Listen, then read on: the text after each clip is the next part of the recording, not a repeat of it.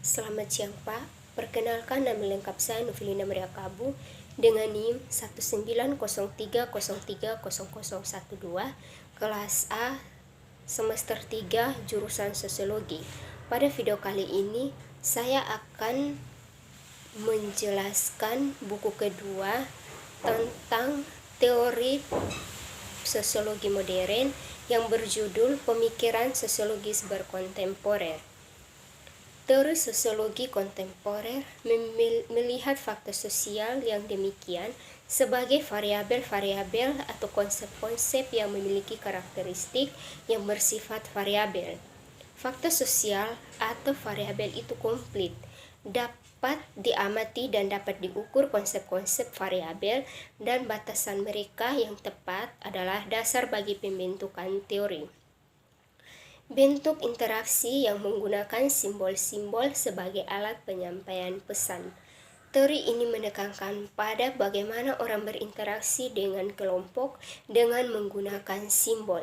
Teori ini memiliki substansi, yaitu kehidupan bermasyarakat, terbentuk melalui proses interaksi dan komunikasi antar individual dan antar kelompok dengan menggunakan simbol-simbol yang dipahami maknanya melalui proses dan memberikan tanggapan terhadap stimulus dan yang datang dari lingkungannya dan dari luar dirinya. Manusia berada dalam lingkungan simbol-simbol, memberikan tanggapan terhadap simbol itu yang berupa fisik. Manusia memiliki kemampuan untuk menginterpretasikan simbol-simbol secara verbal melalui pemakaian bahasa, serta memahami makna di balik simbol itu. Melalui simbol, manusia berkemampuan menstimulir orang lain.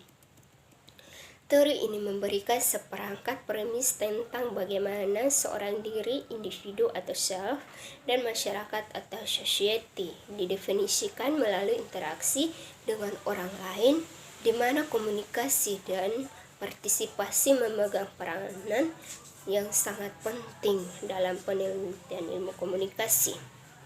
Teori interaksi ini berakar pada semiotikan dan fenometodologi, sehingga dapat dikatakan bahwa interaksionisme simbolik merupakan sebuah teori yang paling berpengaruh dalam sejarah bidang komunikasi.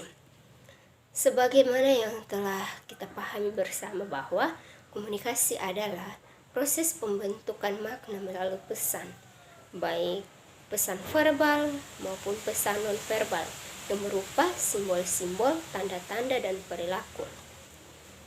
Makna sebagai pemahaman pesan yang diberikan oleh orang lain tidak dapat terjadi kecuali kedua belah pihak atau para partisipan komunikasi dapat memperoleh makna yang sama bagi setiap kata, frasa, atau kode verbal yang ada. Teori ini bermula dari interaksionisme simbolik yang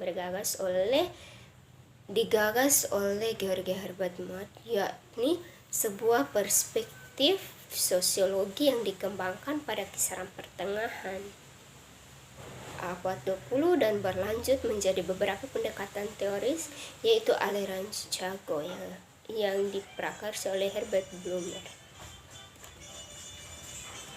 Kita tahu bahwa teori interaksi ini mengasumsikan bahwa makna diciptakan melalui interaksi dan dimodifikasi melalui interpretasi.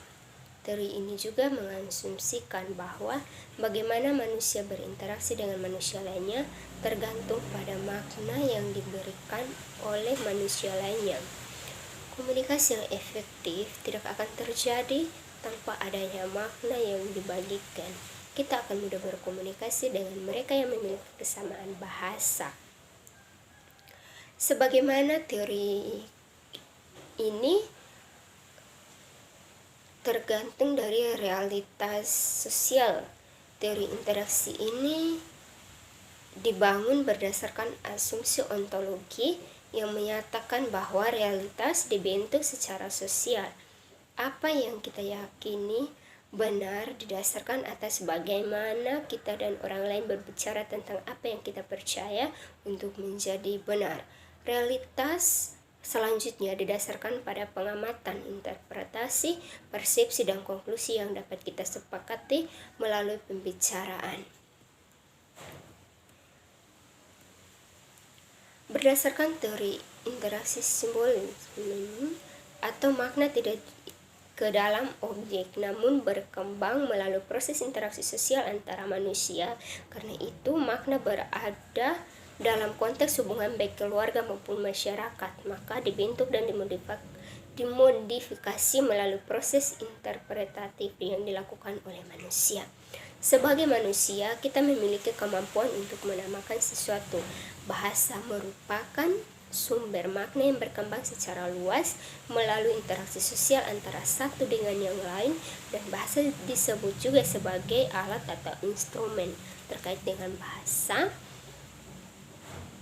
bahwa dalam kehidupan sosial dan komunikasi antar manusia hanya mungkin dapat terjadi jika kita memahami dan menggunakan sebuah bahasa yang sama.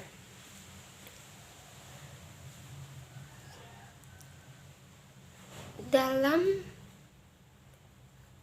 teori kontemporer ini, kita tahu bahwa tanggapan terhadap stimulus atau rangsangan diartikan dalam interaksi dengan orang lain. Kepribadian reflektif dari individu, sebuah entitas manusia ketika ia berpikir sebagai mengenai siapa dirinya.